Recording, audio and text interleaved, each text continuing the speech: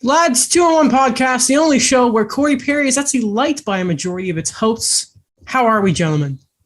I'm good. We have reassembled. Yeah, I know. It's been kind of loosey-goosey who's here, who's not the past couple of weeks, but we're all back together. The Triforce of wisdom, courage, and power. Yes, I was going to use either the Avengers or Voltron, but I'll use the Avengers. So if we were to be the Avengers, who would you guys be? Before we go to that, I just want to say, Elon Musk, if you're going to fix one thing on Twitter, fix the algorithm. So I like one Marvel tweet and then every spoiler to do with, what's it called? Multiverse of Madness. I know what happens now. I know what happens now. Man, it looks like this. Are you going to go watch it anyways? Or No. So you're saying that by liking the tweet, it multiplied about the multiverse? Sure. Yes. Wait, so what? If we were the Avengers, who would be who? Yeah. Alex would be Bruce Banner because he turns into a different person when he's angry. Daniel would be Ant-Man. Why would it be Ant-Man? Why? Ant-Man's cool. Scott's cool. No, but why Ant-Man? Yeah, why me? I thought you said you didn't want to be. Oh, because you're goofy, you're very positive, you're a big fan like Ant-Man is. I don't know who I would be. I don't know. You guys are gonna have to do be that. continued. I don't know. Daniel, you do it. Daniel, you decide. It's been a long work day. I need you to decide for me. I don't know. I think Captain America, because that's a good show. Once you know your values and the things you are passionate about, you never let them go. Thank you, Daniel. Yeah. I'll take it. He is my favorite Avenger after all. So fair enough. We'll take it. Okay. Also, I love Winter Soldier. Great movie. Like, honestly, people don't talk about how good movie a movie that is.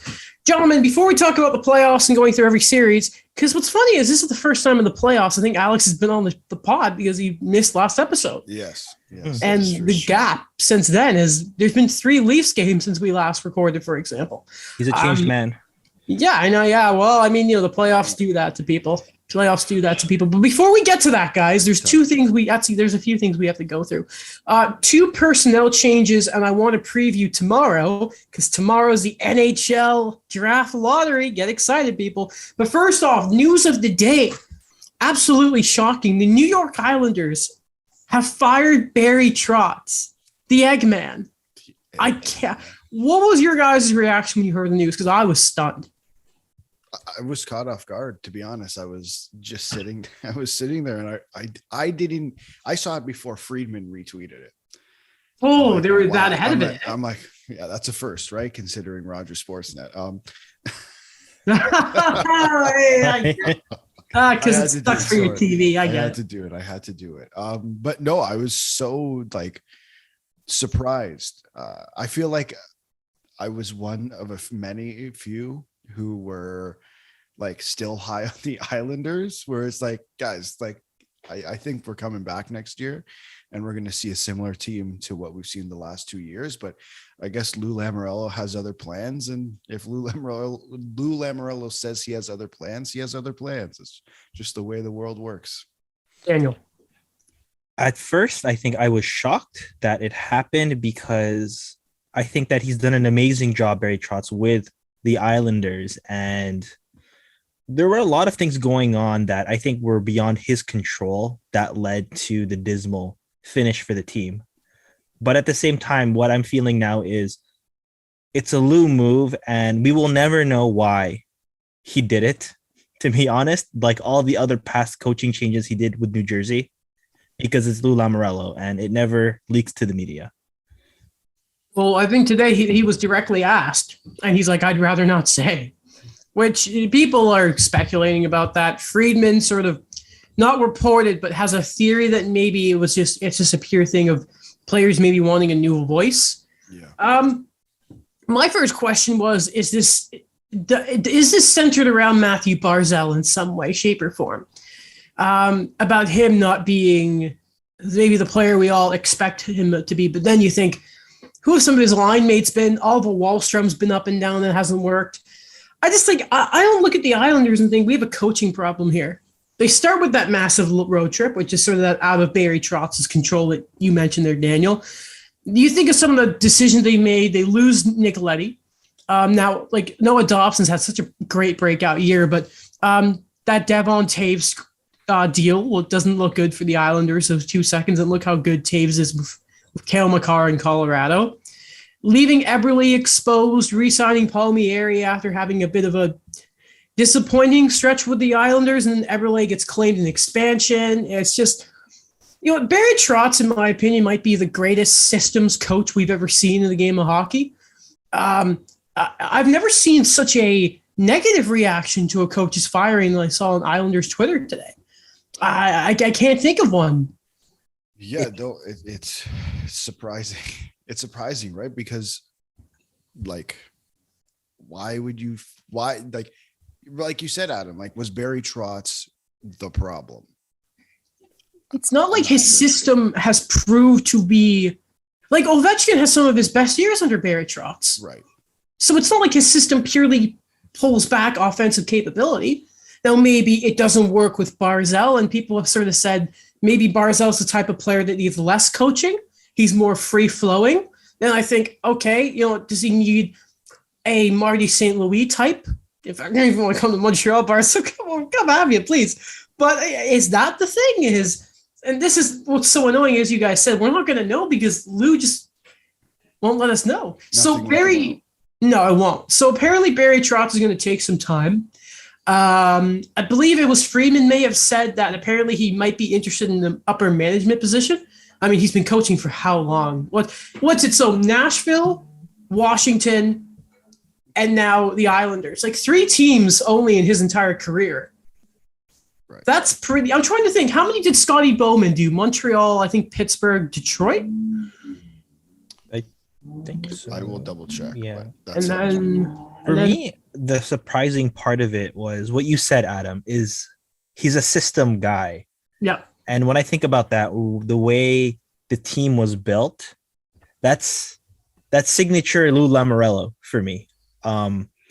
That's what he did so well with the Devils. That's what he's been able to do when he had his greatest successes with that franchise. And I really thought that this was just mimicking it the same way. But again, we spoke about how things were before with Lou Lamoriello and the way he, I guess, looks at coaches, the way he kind of wants to assess and evaluate how well they do with things. Because I remember when the Devils were winning their divisions and he just felt, I think it was John McClain, where he said the team was not playoff ready. Mm-hmm. And he fired him like 4 or 5 games before the end of the season. Yeah. And same thing with Claude Julien.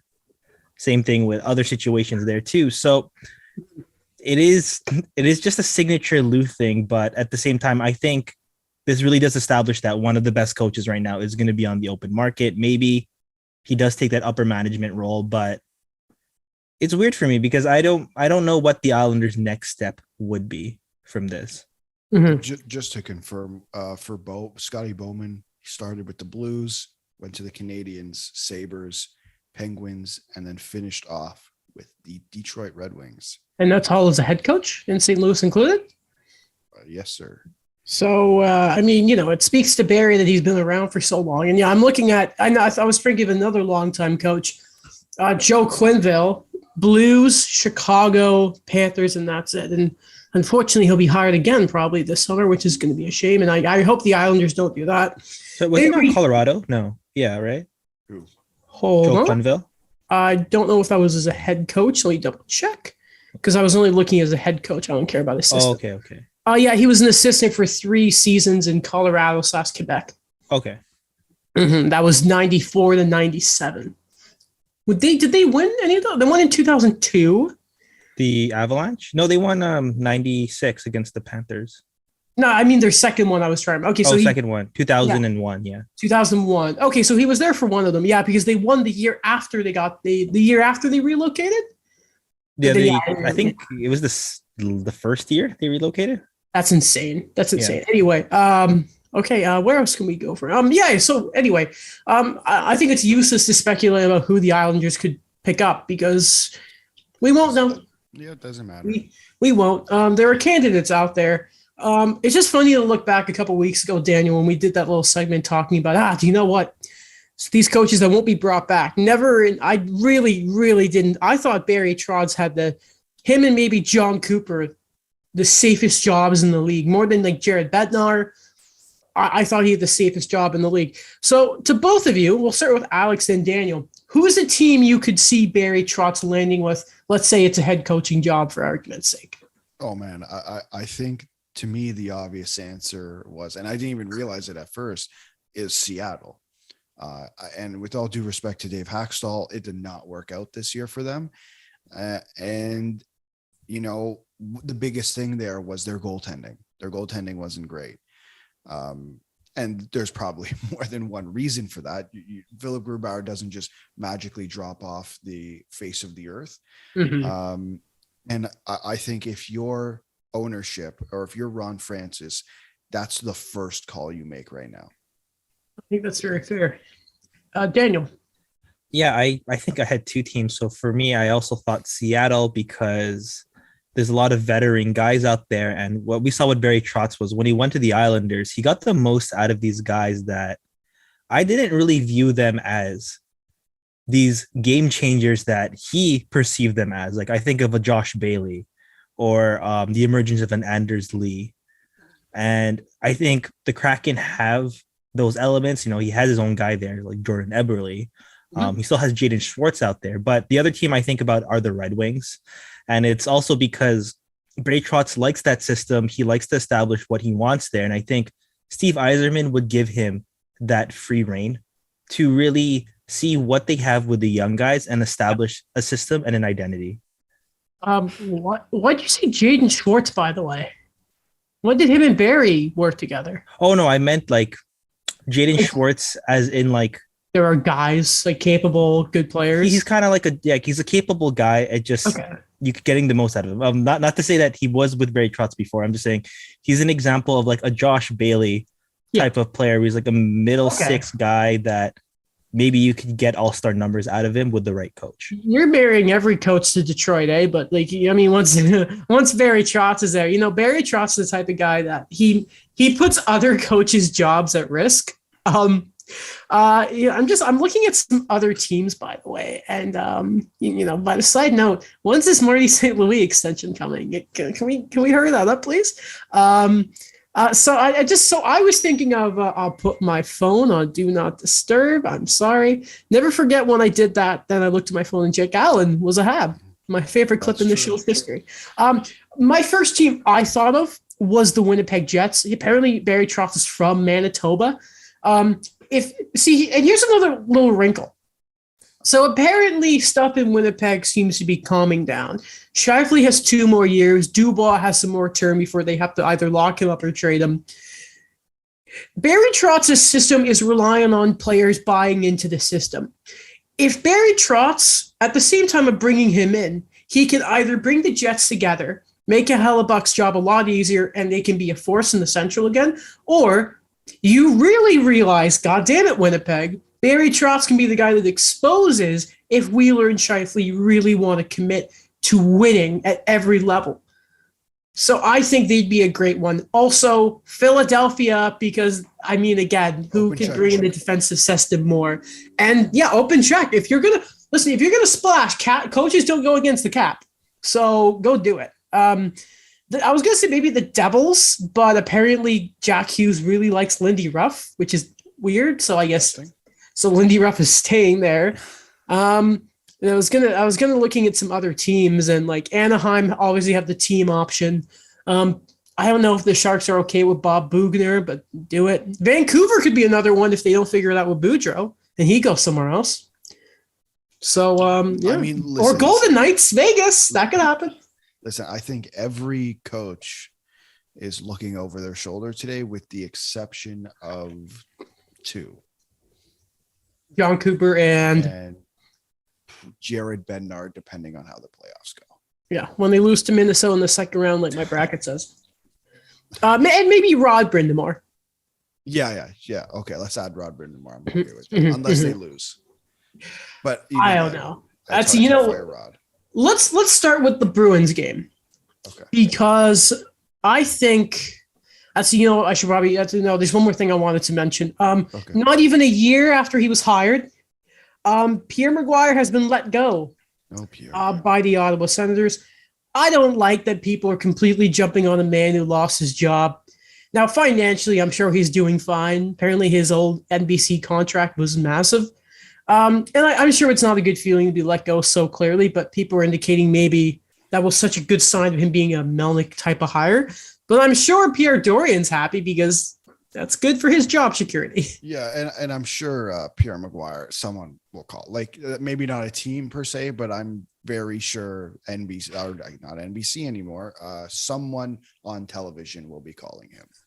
I hope he stays in the area. I hope TSN rehires him because he was such an essential part of my childhood when it came to commentating that I'd love to see him again with Gord Miller. I prefer having Ray and Gord. I think they had better chemistry, to be honest. Okay. Also the best. I also love after Mike Johnson and Brian Mudryk. Let's come on now. Come on. Mike Johnson's just so. I love Mike Johnson. So if I could have one media member on this show, forget Dangle, even Elliot, even Jet, put them to the side. I would be like Mike Johnson, please. Really? I'd love to take that guy. I love Mike Johnson so much. Alex, how about you? Sorry, I know we're talking about Pierre Maguire, but Alex, you're a media guy. Ooh, that's a good question. Because I have mine already, but you have. Okay, Daniel, go. Let me think about it. I've mentioned it before. Like, I'd love to have Tim McAuliffe on. Like, I think he'd just be one of the buddies, and we'd be talking for hours here. He'd have great advice. Yeah, he'd get great advice. I think I'd go with. I feel like I should go with Dangle. Yeah. For the obvious reasons. I need some. So we can complain about the Leafs. That man gets paid to watch a game on YouTube while his heart rate is on screen. I want to know how he feels about that. He must be loving life. Unless the Leafs lose, and then he's going to be sad. Another guy. This wasn't in the notes, but I do want to mention this. ESPN probably won't hire Pierre Maguire because they brought on someone else for the playoffs coverage. Yes. They had brought on PK Subban for the playoffs, which if that man is done in the offseason, that career is ready for him. And I like he's going to ESPN because I feel like they will allow him to be much more a PK. And I wouldn't be surprised if they gave PK his own thing. Like, I don't know if he gets Kenny the Jet Smith's own Kenny's Court type thing.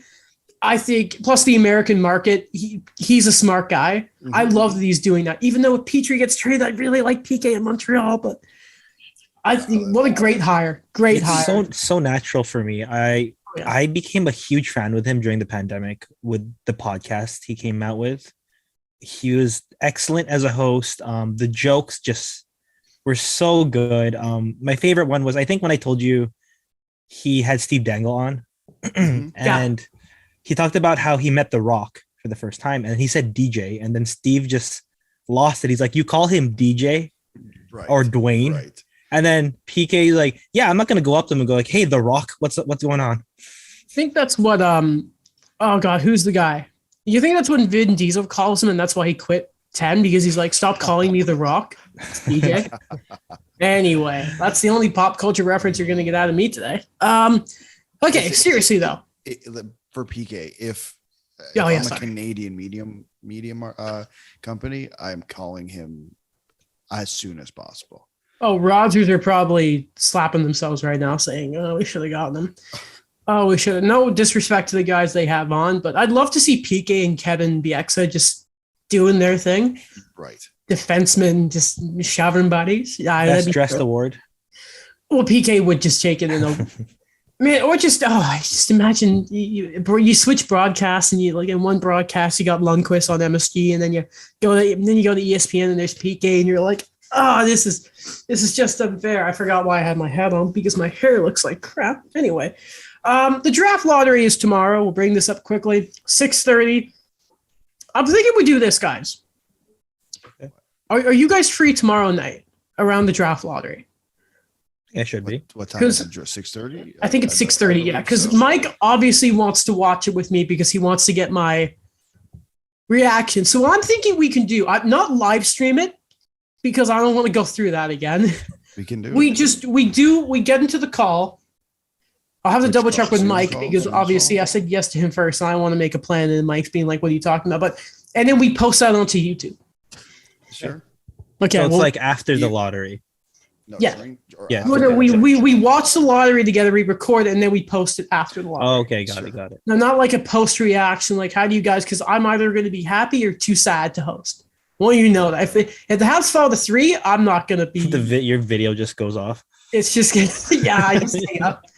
Oh, and the customer you are trying to reach is not available at the moment. So that'll be fun. We'll see what happens tomorrow. Okay, let's go to the playoffs. We can talk about how the Bruins can wait. Actually, the Bruins can wait. Actually, what we're going to do is start with the Leafs for obvious reasons. Okay, Exciting. the series is tied 2-2 going back to Toronto for Wait, game can you 5. say that one more time? The series is what? Tied. Okay, I just want to make sure. I just want to put that out there at the beginning before Okay. before the overreactions begin. It's difficult to go both game 2, 3, and 4. So especially because I'll just read you the point blanks of a few of them before we have a discussion here. Game 2, bad night for Simmons. Tampa power play pick so that Vasquez looked better. Corey bleeping Perry. Alex was at the game. Yeah, I want to get that. Remind me, I want to get Alex's thing on that. Marner's grandma is so sweet. Guess they didn't want his dad at the games. Yeah. Game 3, let's talk about Tavares. Are Tampa done? Adam, no, they were not. Okay, Tavares and Nylander, more like Softlander. The Campbell pull and media question on Justin Hall. Oh, God, where do we start? Well, I think okay, where do you want to start? Your reaction to the game. I want to hear about. I want to There's- know there's three the different game you went reactions. to, because Scotiabank Arena has been, I think, maybe the loudest arena in the playoffs. What was that like for you being at the game? That's what I really, really want to know. I mean, it was obviously anytime I go, especially when I get to go in the playoffs, is always incredible. It was definitely better. I went, I don't think I've been to a game when they played Boston, but I did go when they I saw game 6 when they lost to Washington, and the arena was 10 times better last week. Oh, last week. Wow. Okay. Yeah, Okay. 10 times better last week. Yeah, no, 100%. It was always okay. It wasn't always going, and I want to get to this point when we're talking about games 2 and games 4 specifically. Mhm. But when things go downhill very quickly. I don't know if it's the crowd or Leafs fans' expectations, but when a goal gets scored against, just flatlined the crowd. And that's not that I'm saying it's an issue. I just think, like, guys, I get it. You get scored on, but Game 2 did feel like in game 2, Tampa did a good job of, or even if that's just like the psyche of Leafs fans. The life was just sucked out like popping a paper bag. Yeah, I think they did a good job of that in the first 2 periods. And then I guess once the Leafs picked it up a bit, that also, the crowd picked up a bit. But I don't know, maybe I'm just have high expectations, but you got to keep that energy going. Yeah. Okay. Let's talk about right away. Let's just get this out the way because it was a big talking point coming out of the game last night. Mm-hmm. Sheldon Keefe had the remark, I'm paraphrasing here, that he was happy that they're going back to Toronto split. Of course, both home series have been split. So, and the reaction was not great about it. Obviously, Sid Sixzero had some colorful tweets about all that kind of stuff. Alex, you have a look on your face that tells me you would like to say something. So go ahead. I just think, I think there's just a lot of, what's the word I want to use? I really got to think about it because I don't want to use the wrong word. It's just a lot of bad things going on outside. I'm going to stick with bad things. I think people have lost the plot.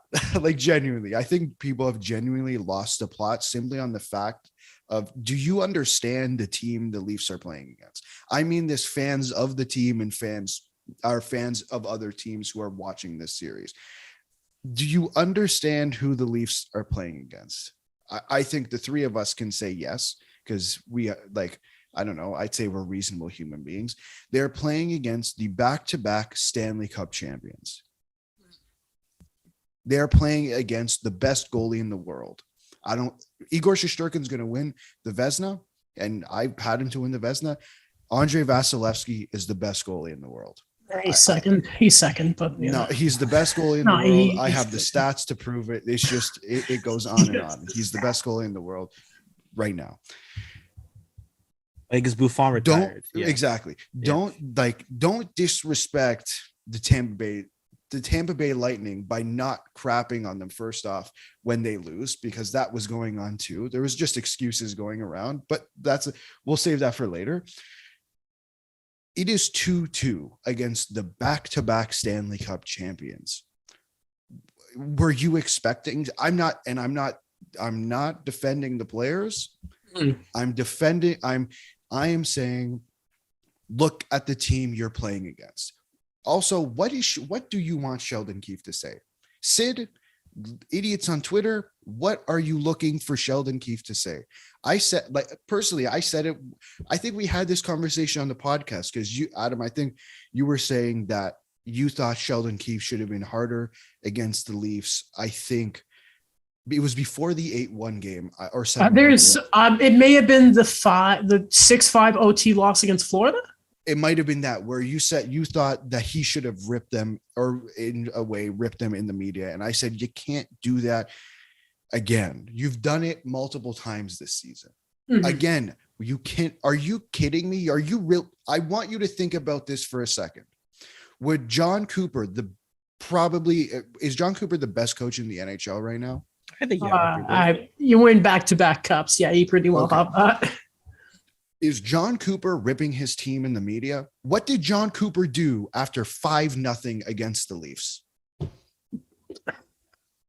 I don't remember, but it's in my head, but I can't put it together. But he was oddly calm, like he is on the bench. Cooper is a very calm, collected person. I think he made observations about his own team, but I don't think he ripped his own team. I think he joked we made it easy on them. Correct. Or something like that. Right. Yeah. But he didn't go out there like Sheldon Keefe did months prior and say, this team is soft. We played soft. You can't do that time and time again. You're going to lose the room like this.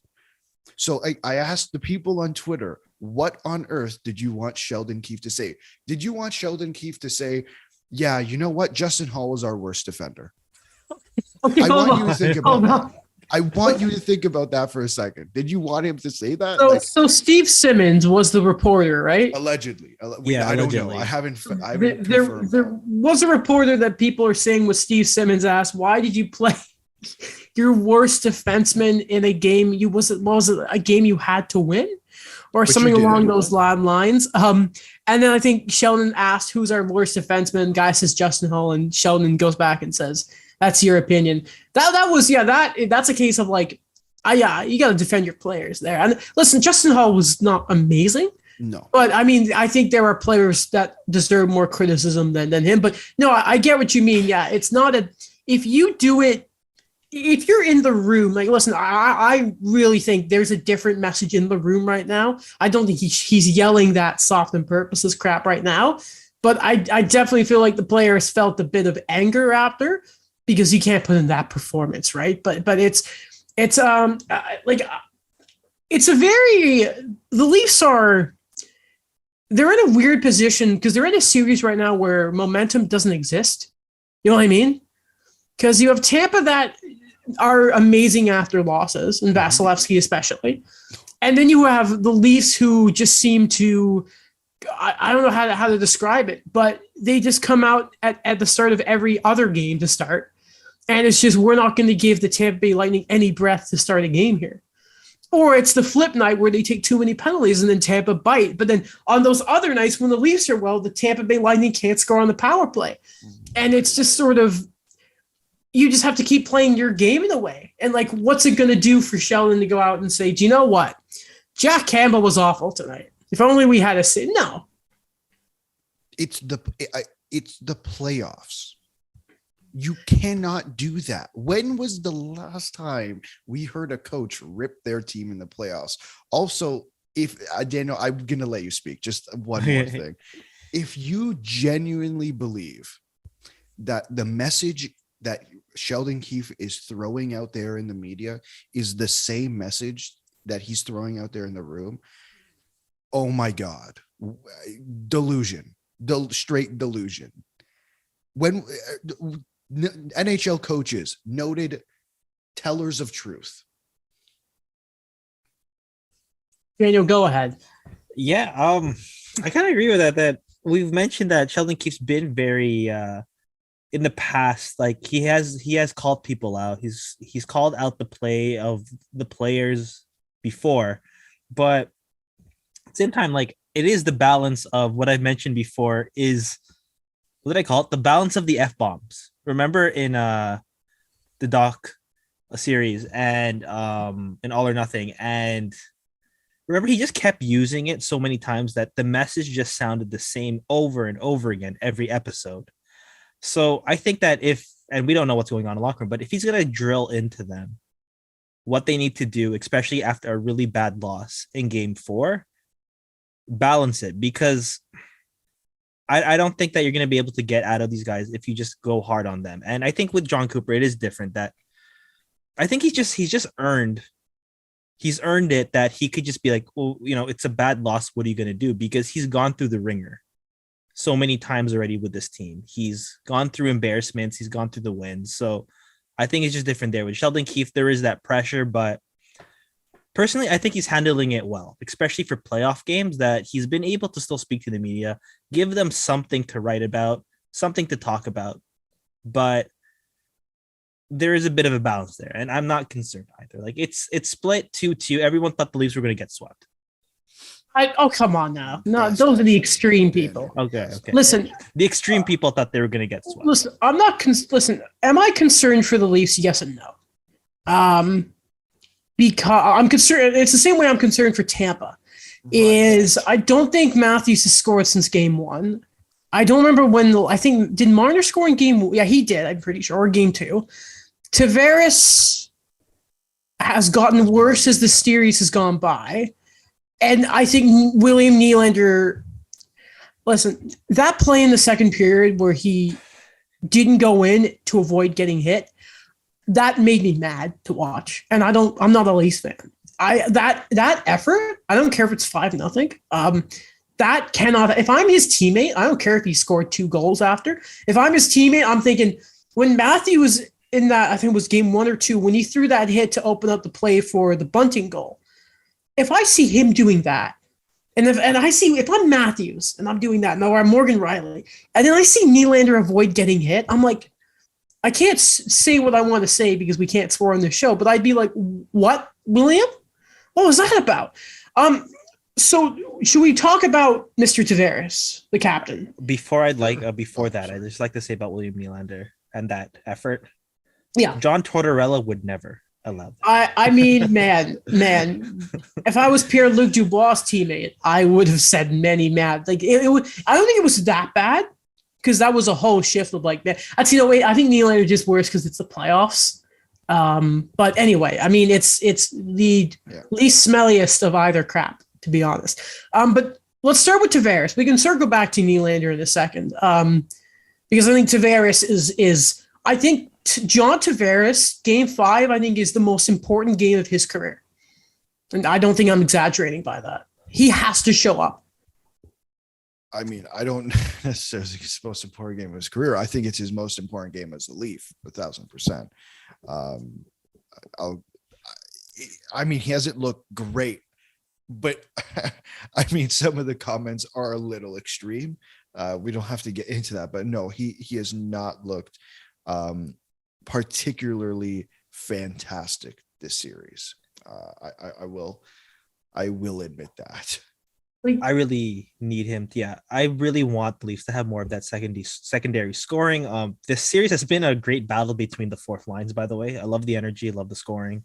No, right? But yeah, I think with John Tavares, he just really needs to step it up offensively with things. The other parts of his game have still been there, but I kind of agree, Alex. I don't like the extremes I'm seeing there. Like people are saying he's an $11 million Jay McClement, or he's an $11 million Cedric Paquette. He's just great face off, great win on the face off, and then that's it. I don't think Call him it's an like that. $11 million Cedric Paquette. Who was doing that? I saw these random, the worst things is when you check the comments and then you just have to everyone's see allowed to everything. tweet. Yeah. Yeah, it's what happens when everyone's allowed to tweet. Elon, fix that. Elon, come on. Listen, I'm not gonna. That's a good chirp. I won't lie. 11 million.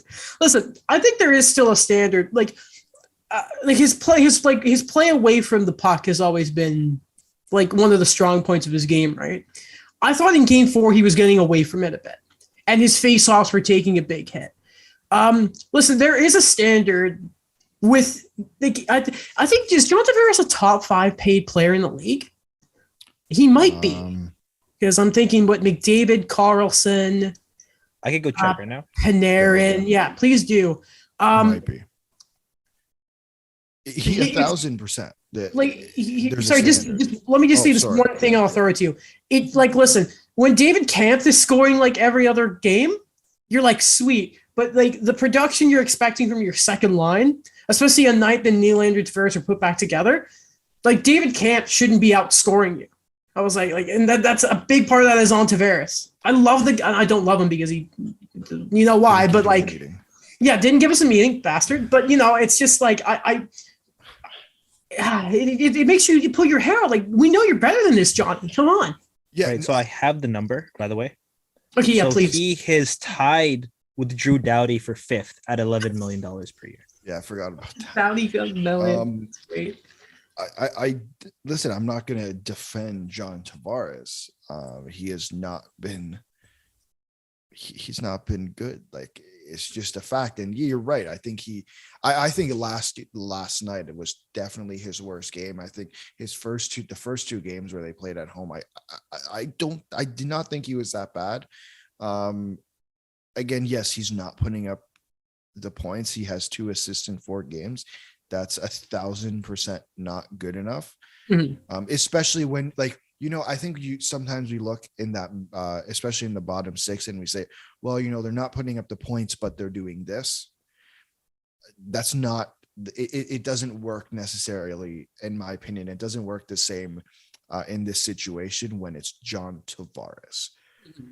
right? Like, you got to put up the points and you have to do stuff off the puck. Do you want a really hot take? Let's hear it. If the Leafs lose to the Tampa Bay Lightning, I'd strip them of the C and give it to Riley. So, see, I keep seeing that. And again, like I said... Wait, is that actually a thing? I see a couple people say that.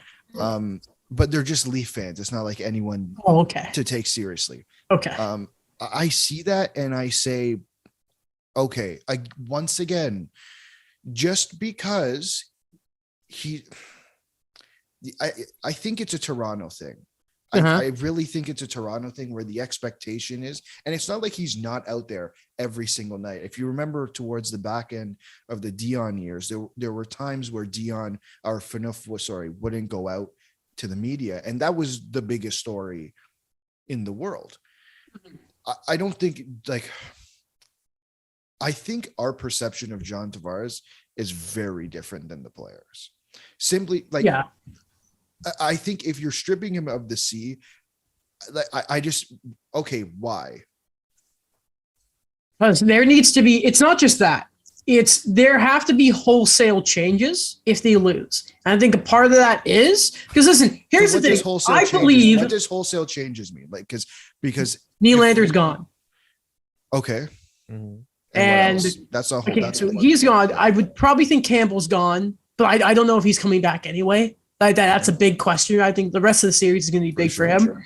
I don't know if Sheldon's gone, but I think Barry Trotz opens a lot of things. I forgot to mention this. I was wondering if Florida lose to the Caps, I wonder if Andrew Burnett's back. But I wonder if there needs to be like a significant, because I still don't think Tavares is going to finish his career as a Leaf. People are already starting to say about moving him to the wing, and I'm like, maybe that's an option with the speed and that.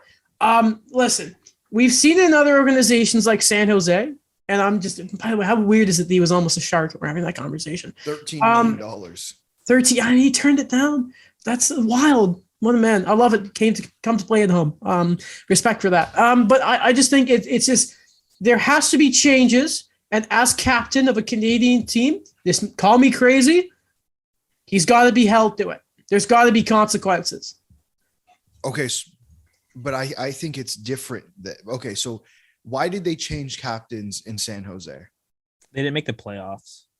I thought it was because I'm thinking of I was gonna say, was that why Thornton was? No, because I was thinking Thornton got traded from Boston because there was an injury, but he wasn't playing well. I was mixing them up in my head, so that's why, because they missed. No, so it was Marlowe at first as the captain, and then he got stripped, and then it was a weird one, and it became Rob Blake. Yeah, we talked about this. Yeah, and then he decided to retire. I think he went back to LA and retired, and then it was Joe Thornton. Yeah, and then that was when like the Sharks were supposed to win, and then they didn't make the playoffs in 2015. Was that the Niemi year? He was still on the team. This was like his third team. This was when they got Timo Meier in the draft, and Joe Pavelski was given the seat after. I remember that. Yeah, I think that may have been the Niemi year. One more thing before I give it back to you. Sorry. Also, he wasn't supposed to be the captain. It was probably going to be Austin Matthews, but he got caught with his pants down. Fair. I just think if you're changing the captain for the sake of changing the captain to say, well, there's consequences for losing, even though you've been you have to change the captain for a reason. Also, like, that's not a wholesale change. Like, John Tavares is still going to be a Maple Leaf next year. Go look at the Boston Bruins. Right? Just because they're not going to change the captain for the sake of changing the captain. They changed the captain because Zdeno Chara left. But at the same time, remember, it's not just one leader in that room. There's not one captain in Boston when it was that, when the core was there. There was Chara, there was Bergeron, there was Krejci, there was Lucic at one point. Like, I think to say you were changing the captaincy because we need wholesale changes, but we're going to keep the only guy we're trading is William Nylander. The rest of the actual core is still going to be in place. I just don't think it really makes sense. There's another example. Trade Tavares. There's another example I have too of keeping things intact, but having multiple captains on the same team. It was the Dallas Stars.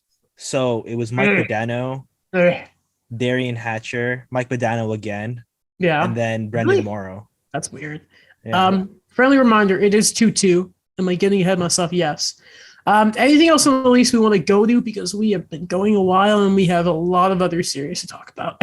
Yeah, when the Tampa Bay Lightning lose, can we also just completely freak out? Is that possible? We should. Right. Kucherov is still not Kucherov. I meant to bring this up. Kucherov, buddy, APB out for Nikita Kucherov. I'm all I ask.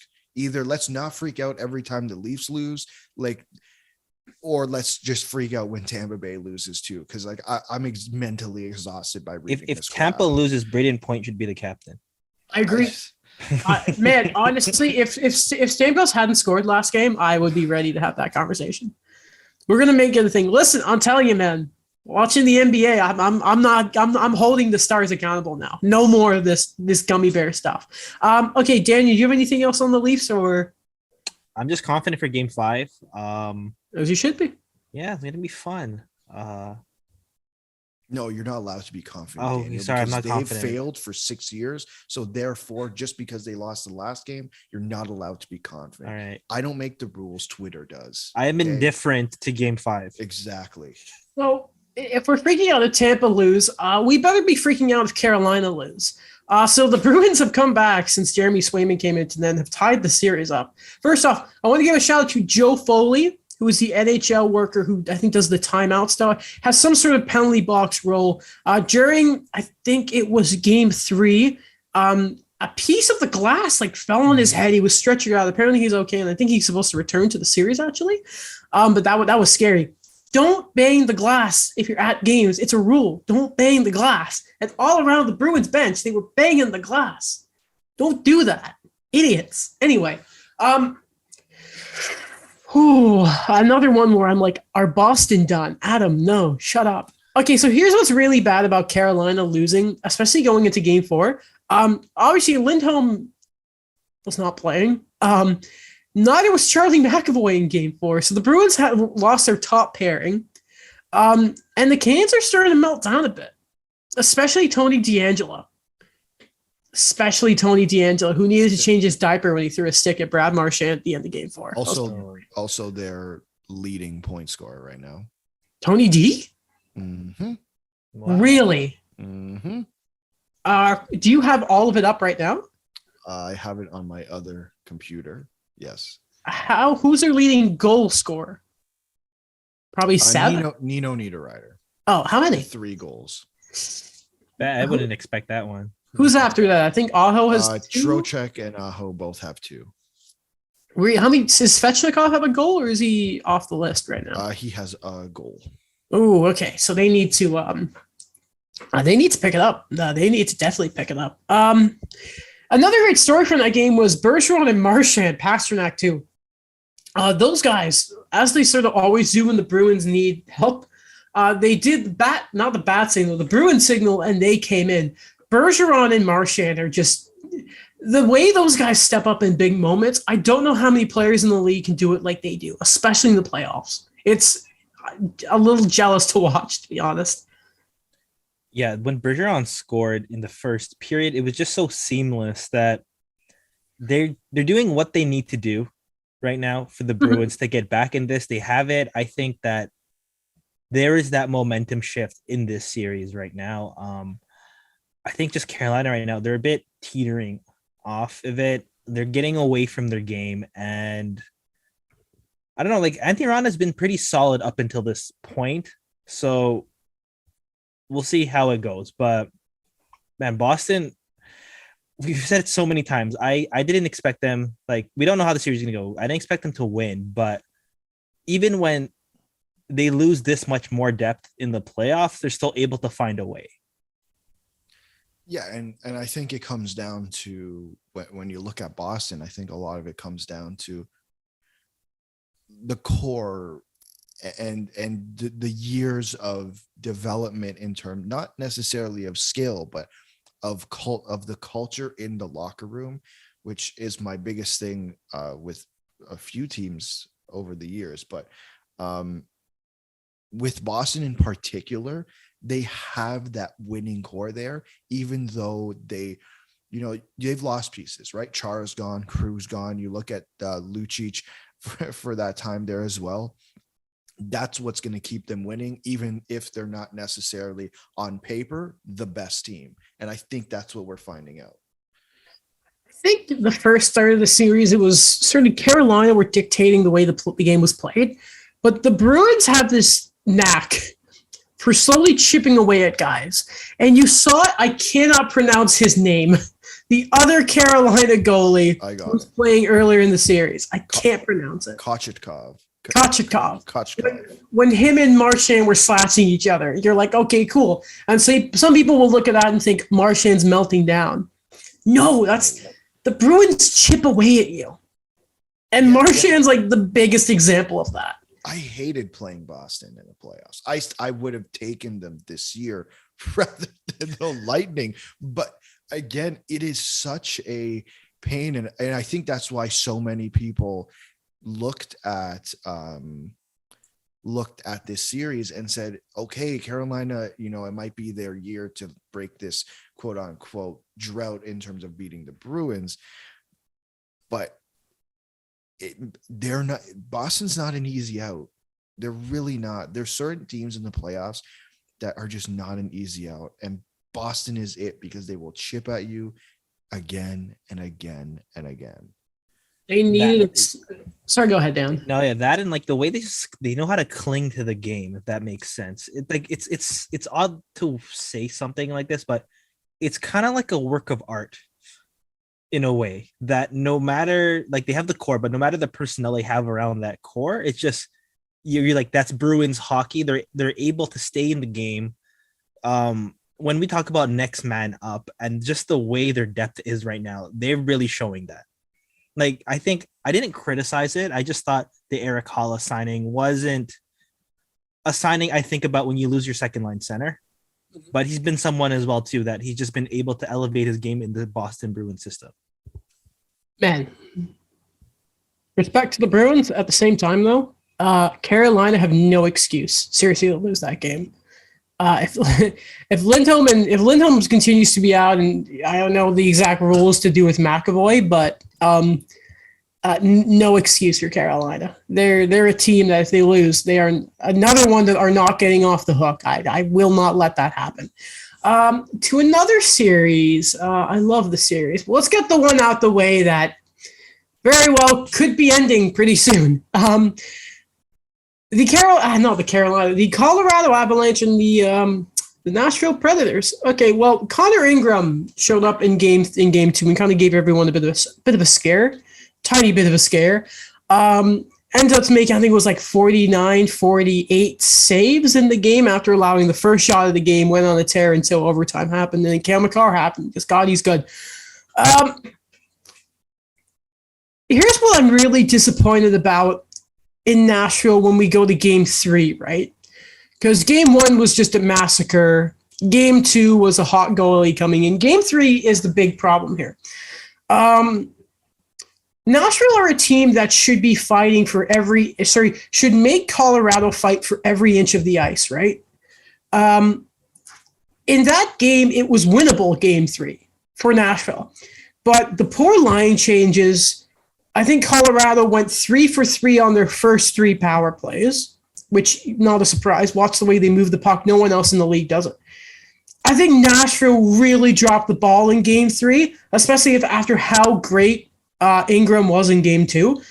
You were never expected to win this series, but I'm really disappointed with how they played in game 3 because I was legit watching it. They had a chance. I'm not saying they should have won, but they had the chance and they let it. You are such a defensive-minded team, we know. But it was just like against Colorado, I thought they were way too sloppy. Daniel? Yeah, like for me, this is a team you can't let up on. We saw how that happened in game 1, especially. And with the Predators, I don't know what's going on. Like, well, we know what's going on, but like I feel like they're teetering off too as well from their identity of what made them so successful as well. Where I put them in that same category that they lost a ton of depth. They made certain trades that we really thought is a rebuild coming, but they keep Philip Forsberg. They make sure Matt Duchene becomes a top 6 guy again, and I thought that they were gonna have the same narrative coming into the series. For game 3, I thought they had it for the first half, but they did become undisciplined, and I think they're just overwhelmed. That's the thing. I think this was the only series I picked as a sweep, and as of right now, I don't see any changes happening for game 4 because I think with Nashville, that really was their opportunity to make this a series. Before I throw it over to Alex, note in that game, also what's bad for Nashville is Darcy Kemper left that game after the first. Or I think it was partway near the end of the first is when he left. By the way, Jared Bednar said he's doing well, and I think there's a chance he starts game 4. By the way, the goalies are all getting hurt. Hey, Yeah. But another bad thing for Nashville in that game, Alex. It was just shameful. Yeah, I think, Daniel, you kind of hit on the spot as you can't let up, and you did. And you kind of paid for that, especially like you saw it in game 1 where it ended 7-2, and more so 2 nights ago, 7-3, right? And I get it. You don't have UC Saros, but again, we're talking about the Colorado Avalanche. We're talking about a top end team, and don't get me wrong, UC Saros is a top goaltender, but I think the play in front of their goaltenders, whether that's Connor Ingram or David Riddick. And listen, I gave my David Riddick crap last game. I think not good. I think our last episode, sorry, I was on the team in front has to be better. This isn't a goalie thing. I think we have to look past the fact that UC Saros isn't in net. That's not the only thing right now. to put it bluntly. Pretty safe to say their series is going to end tonight. I think it's By it's the pretty time safe. you listen to the episode in the morning, Yeah. it might be. It might Most be likely. A team that's on the brink of elimination, by the way, it looks like pairings from warm up in the Panthers game. Ben Trotz on the top pair of Aaron Ekblad. Let's go, Big Ben. Woo! Let's go, Big Ben. How funny will it be when they pay the first round? How many first round picks they pay at the deadline? Don't disrespect Ben Trotz. And then lose in the first round. It's like, guys. Okay, hold on. Let's have some. Come on, let's. Okay, hold on. No, I'm not giving respect to nobody. No one gives respect to my team. I don't give respect. Okay, hold on. Let me set it up. Okay, so, the Panthers have a pretty important game tonight. If you had told me that the Caps were going to lead this series after more than one game, if you told me they were leading the series period, I would have said, what's happened? But the fact that they're up 2-1, I thought after game 2 was very much a sign of the Cats have woken up. Maybe this is like the Toronto series, and you have the wild old experienced team and the young up and coming scoring threats, and they're just going to trade games. We'll see. But the big problem that I've noticed watching their games, and clarity's sake, we made this our last episode. I want to make it clear that games that I'm especially watching and ones that I haven't been able to, I have tried my damnness to keep a sense on the after game 1 on Washington and Florida. And something that's really worrying me about Florida, I don't know if they're playing their game much as they're playing the Caps. And I'm worried that they haven't scored on the power. They're 0 for 9 on the power play. That's a big worry. And in game 3, when they let Ovechkin wide open, I was like, okay, well, there we go. That's a bad sign. Can I be honest? I'm a little dumbfounded at how this series has gone. I think it's very surprising for a couple of reasons. First, I mean, Florida won the President's Trophy, so it should be going a little bit better than this. Despite, yes, okay, the history of President's Trophy winner, whatever. Yes, all those other President's Trophies winners that didn't do anything in the playoffs also should have done better. That's besides the point. The Caps. Pardon? Yeah, speaking of the Washington Capitals, I think it's easy to look at the Washington Capitals and say similar things of what I said about the Bruins. But it's just the last 2 years, especially in the Capitals case, starting with the bubble and then kind of last year where I think it was the Bruins, right? They played in the first round and it didn't really go well. It's like, do I still have that same belief in the Capitals? And, at the time when we did our playoff predictions, I would have said no. I'm very surprised that they're winning. It's weird to me. It's like the way the Capitals have been able to play as well, especially with very minimal changes for the core or the supporting cast. It's weird. It's like they learned their lessons, a late lesson at that, for the last 2 years. It's just, for me, I think the biggest focus, and credit to Adam for this, that our biggest focus was Ovechkin's scoring race, how the goals were going to be. And this is my opinion, this might be the team opinion, but they're just maybe realizing now, like, oh my gosh, look at our ages for a lot of our team. And Ovi's still playing the way he's playing. He's still a superstar. And we talk about the last dance for the Crosby Malkin era. Maybe for them, in their own mind, this is the Ovechkin's last dance in terms of the way that core is. It's just like when you mentioned the Panthers not playing their game, they've been stifled a lot on offense, like that high power offense that we saw there. Like, they haven't been able to get the same shots. And Washington, they're a very underrated defensive team, especially when we think of a John Carlson, and then beyond that, a lot of the other guys. So it's still only 2-1. Yeah. Oh yeah. This has actually been my first part of the bracket broken, because I said Panthers in 5. So I still think Florida could make it up, but I really feel now that the way the momentum has shifted, this might be 7 games. Two things there. First off, isn't it funny that great defensive team, their last 2 coaches, forget about Todd Reirden. Todd Reirden doesn't count.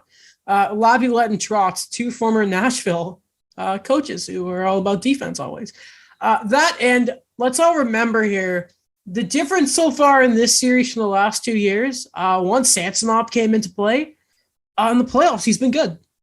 He's been out. I was like Vanacek all the way. Then Sammy came in. He's been playing better. And really nice moment the other day when he was getting Sammy chants from the Caps crowd.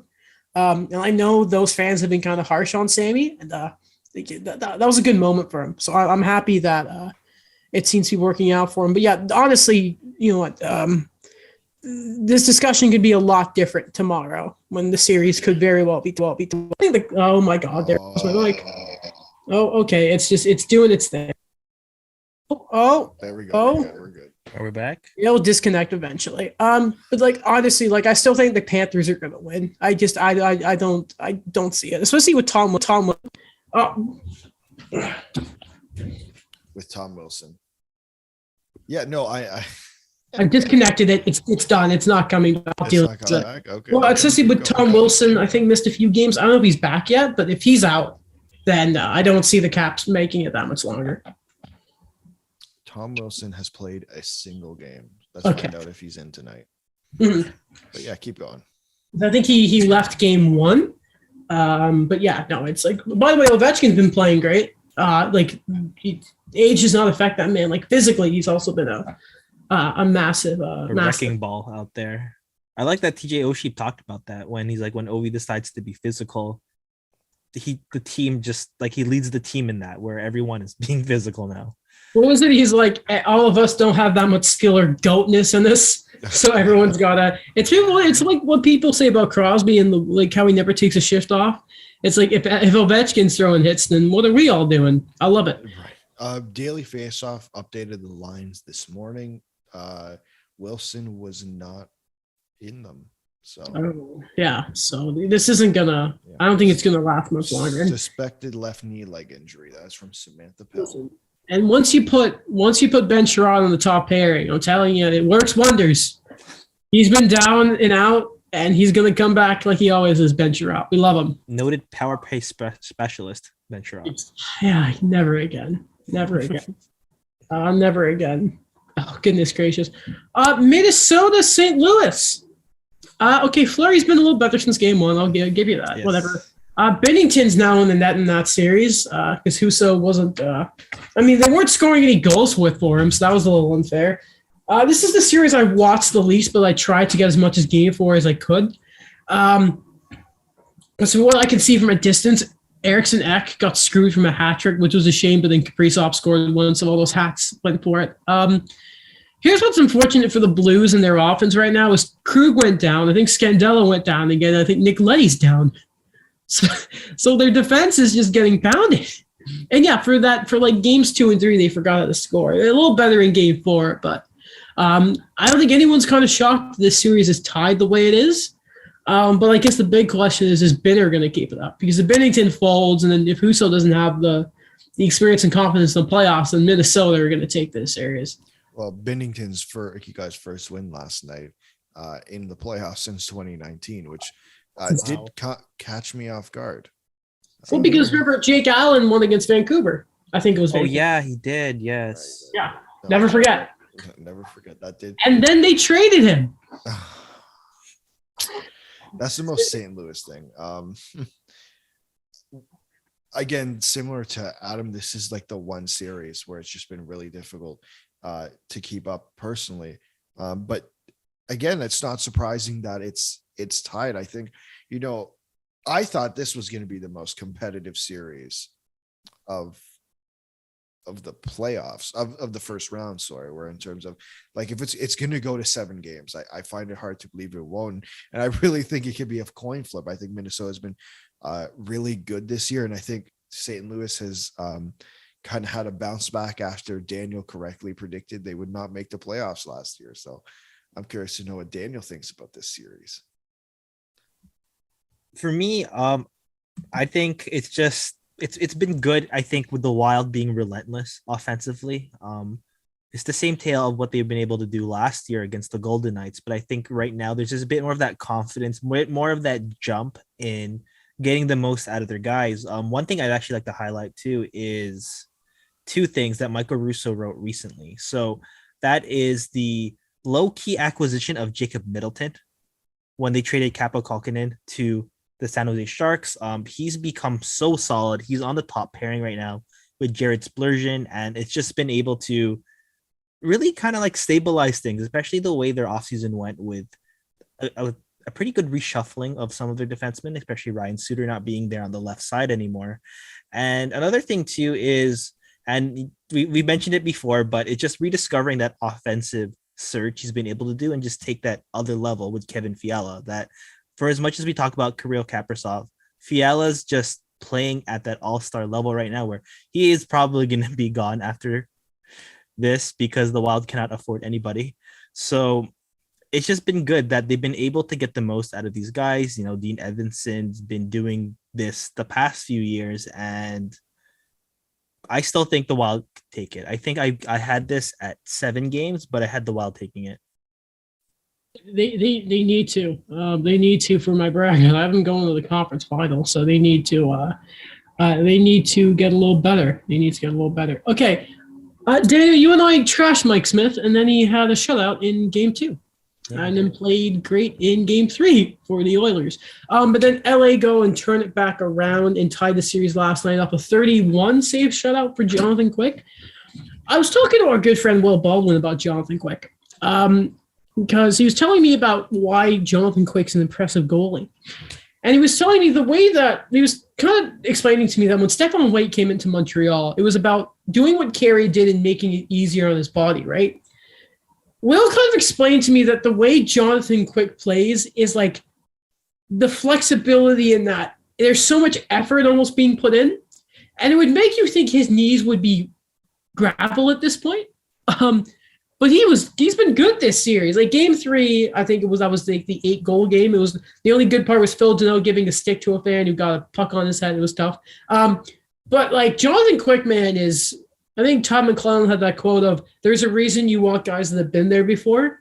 It's kind of like the Carey Price thing, right? Like in the playoffs or just certain goalies that just, they turn it back on. And man, McDavid in Game 4, by the way, was very quiet. And that's why Game 5, you should keep an eye out because that's not going to last very long. Yeah, I think 2 things there. I'll go with Jonathan Quick first. Great. Yeah, experience and the way he's been able to play. I think the biggest thing I see for him is a refreshed Jonathan Quick.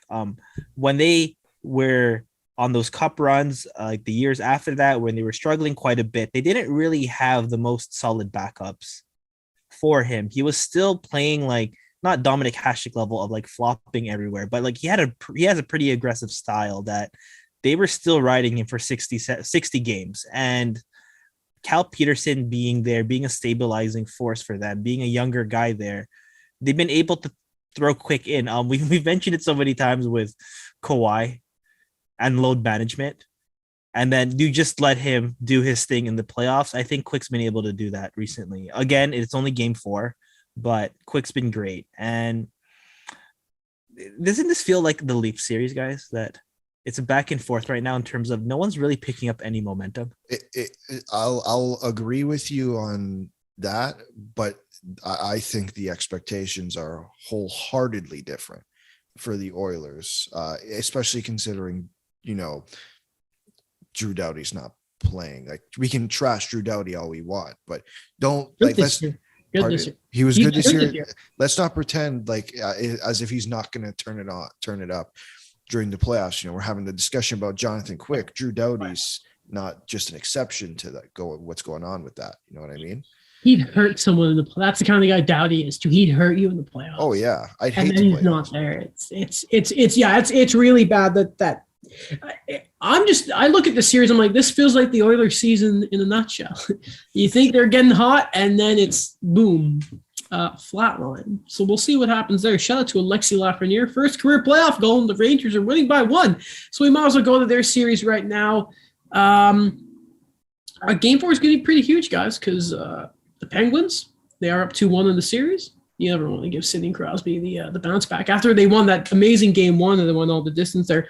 Game 2 was pretty tough because Mike Matheson bet my bracket over a barrel and was the reason the Penguins lost, in my opinion. No, seriously, he got beat on like half the goals. It was awful. No, And I realized, why is he playing with Chris Letang on the top pair? Why is that a thing? No, it's funny that that's how your bracket got broken, because I always forget you had Pittsburgh losing in 4. No, Rangers in 4. Rangers. Or sorry, Rangers losing, Pittsburgh winning in 4. Sorry, I always still find that forget insane. Yeah, Listen, that's awesome. I don't care about games played. I just want the win, but still, like, you could be up 3-0 right now if Mike Matheson wasn't a plug. It's just a saw. He made me really mad is all. Game 3 was big and noteworthy because Igor Shesterkin was chased the first time in his career. He's allowed 4 goals in the first. The Rangers made it a game, but they just couldn't quite come back, unfortunately. And Crosby's also been really good. What a surprise. Again, the thing I said at the beginning of the playoffs, I said, I can't do it again. I don't want to bet against Sidney Crosby. It's a scary proposition. And I'm so far 3 games in. I think we're right, guys. I think we're right on that. But what I wanted to say about New York is just watching how they're playing, and I think it was evident, especially towards the back end of the season. And I think I was talking about this with Mike because we were talking about the Hart Trophy, and I think just there's this less dependency on Igor Shesterkin. I don't want to downplay it. He's the Vezina winner this year, 10,000%. But what I think for me, where he lost his Hart contention, where he was going to win the Hart, was obviously he dipped a little bit, but the team didn't depend on him the same way I think they used to. And I think for the team, that's hugely important, because the first half, everyone talked about was Igor Shesterkin, and not about the actual players on the team. Rangers had a really good trade deadline. Vetrano and Kopp have been really good. Very quietly, some of the best stuff at the deadline. Daniel, thoughts before we finish with Dallas and Calgary? Yeah, 2 things. I'd like to apologize to Mike because you don't have to do that. When he was on the show, I criticized the Andrew Copp deal because I said, listen, the Rangers are not going to do anything this year, and you give up assets for a team where I don't think they're bad. I just said there's, like what Alex said, like, Igor Shesterkin is a known commodity. Wait. Didn't you have the Rangers winning the series though? No, I had the Penguins. Oh, okay, never mind. Sorry, go ahead. The Penguins. Shesterkin is the known commodity there, and like Alex said, but I just mentioned like that young core just not ready to take the next step. But they've been okay. They've been pretty solid this series, and as of right now, my thoughts on the series is it's going to really depend, because if they're able to tie it, then we'll see how things go. But I don't think I think Pittsburgh has a bit of an edge this series, that they could go 3-1. And I think that's going to be a bit of a solid 3-1 that they're not going to let go of it. What young core, by the way? Lafreniere and Kakko? Because everyone else is old. What is it, like Panarin's 30? Like Ryan Lindgren. Oh, yeah. Fox is deceptively... Yeah, Fox isn't as old as I think he is. 23. And he's so good.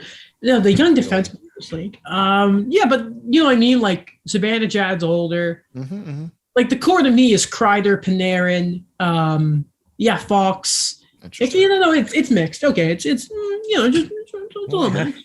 It's a little bit, Panarin and Kreider are not spring chickens, and neither is DJ Mika Zibanejad.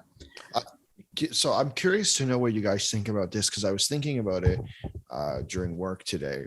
And, obviously Jari's out, DeSmith is out, and we have Louis Domingue in net for the Pittsburgh Penguins.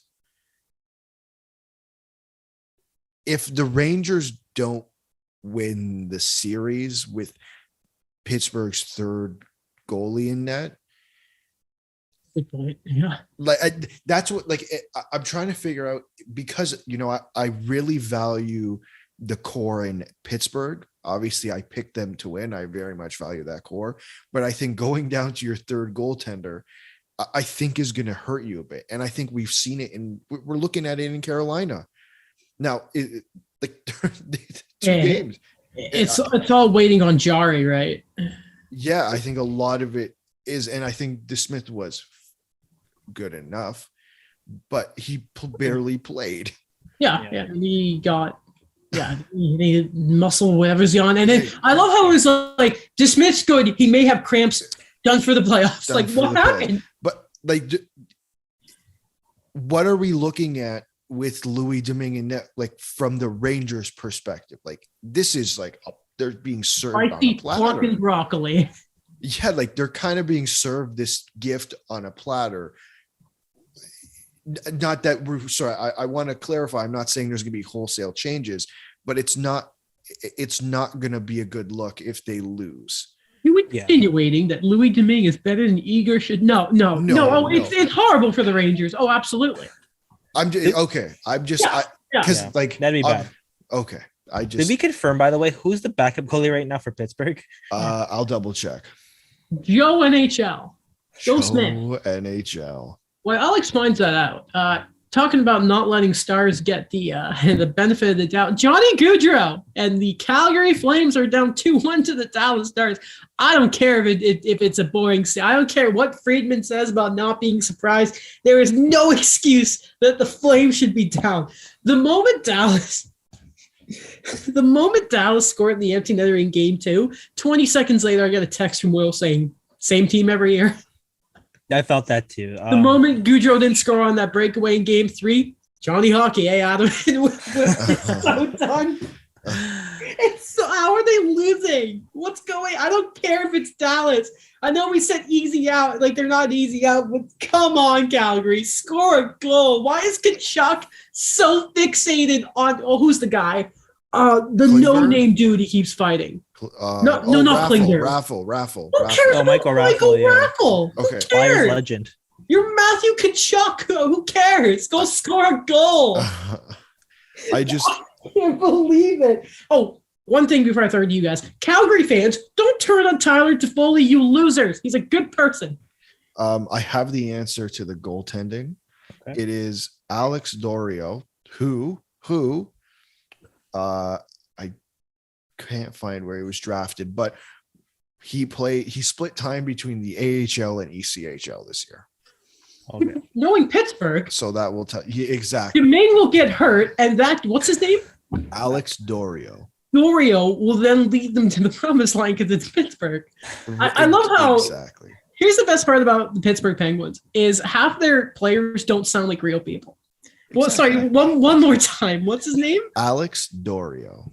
Not a real person. Him and Brett Seney are not real. Does Curtis know who that man is?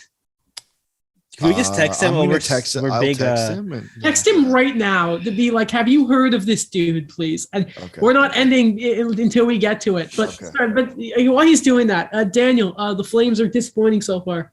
They have been that. I think that I was so high up on them changing the narrative and the culture of the way things would be. And right now it is really the same team that we've had before. I think that they've been able to add more depth. They've been able to really go all in and just do what they wanted to do. And the Stars are really just kind of throwing it to them. They've just been, we talk about the straight jacket line in LA with the way Dallas has been able to play and kind of offset some of their scoring woes. They've just been able to commit the Flames to playing their own, like not playing their own game right now. Dallas have one line that can score, and Jason Robertson hasn't done anything, and they're still losing. And it's just a weird thing. Like I don't think it's the same vibe or energy as when they went to the finals right now, but I think the Stars are really proving me wrong because I thought they were not making the playoffs. My last note for Calgary is I need them to win because I want to watch a playoff game in Calgary. Dude, I have them winning the cup. They cannot do me like this. Don't do it. Please. Don't. I have them winning the cup. Calgary? Yeah. Yeah, no, this is odd. You know, like they have they had three guys who had over 100 points. And they've scored a combined one. They've scored 3 goals in 3 games. Wait, Lindholm hit 102? Let me double check, but I know he scored 40, but it's equally as. Oh no, sorry. They had 3 point per game guys. They had 3 guys who scored 40 goals. Wow. And they have a combined 3 goals in the series, and 2 of them are from Elias Lindholm. Is Johnny Gaudreau spending money, or does it not matter because the Flyers are going to say, "Hey, buddy, come here, you"? I think he's spending money with 31 other NHL teams, and to your point, Philly is the 32nd team there, so they'll just pay him whatever. I don't like. I think the point of it's not surprising, I guess, is fair because of what we were talking about on our playoff preview episode. But sorry, like combined with the fact that they have 3 goals in 3 games, it's awful. Not acceptable. Not acceptable. I have an answer, by the way, if you guys are curious. Okay, from please. Curtis. Yeah. So I'll read what I said. The Capitals are winning, by the way. Oh, really? Yeah, TJ Oshie 1-0, 8 minutes. Sending out our love to Alex Baumgartner. So I texted Curtis at 7:24. I said, Curtis, honest question. 3 minutes ago. Yeah. Do you know who Alex Dorio is? Yeah. He responds a minute later. No clue. You know what's funny about the reason we asked Curtis, who you don't know, friend of ours, Penguins fan, we had him on the show a few times. He came on the show, remember, he told us about this like European goalie prospect the Pens had. Yeah. And I think I don't know his name, but if he said it here, I'd remember it. So when they mentioned Dario, I'm going to call him Dario Naharas. Game of Thrones fans will understand. If Mr. Dario, I'm calling him Dario. If Dario Naharas was that that's not even the guy Curtis mentioned. No, it's not. They traded that goalie. Yeah, we were actually we were talking about it on on Thursday. Yeah. And he's Cale Clegg. Oh, the Penguins. It doesn't matter because Pittsburgh don't care. They'll be fine. We got Crosby. Who cares? Exactly. Well, they saw Joel Bohlquist, the other goalie they got when they drafted him with the pick they traded for Matt Murray. Do you want Jake Allen? Sam Poulin, and I think he's not one. Sidney Crosby for Jake Allen. Who was the first player you named? Sam Poulin, but I think the fact that we don't hear his name in the major leagues after all these years, maybe it's like, maybe not. I think maybe he's not working out. I think that's what Curtis was saying on Thursday. Remember how we said the Habs weren't going to get a first for Sherrod? Where's my apology, damn it? We were talking about that, and he's like, "I'm not like again. I don't feel bad for what I said. I stick by it. I don't care if he feels bad. I want my apology." Yeah, I don't think you're gonna get one. You all thought I was crazy, but I wasn't. It's not that I thought you were crazy. I thought that GMs were crazy. How funny is it that Tampa and Florida could both lose, and they both gave up like how many first round picks? Like a lot. Combined 4 or 5. So what? Tampa gave up 2 for Brandon Hagel, Sherrod, Giroux, and then they also gave up the Reinhart one. Did Florida? Yeah, that was in the offseason. So yeah, I guess 5. That's insane. That's insane. Yeah. Okay. Well, that's it. I think. Next episode, we'll talk about probably some series being done. I don't know when Game 7s of that all line up, so we might actually. I don't know. I think the second or the first round will still be kind of leaking over, and before then, you might just have a video of the draft lottery.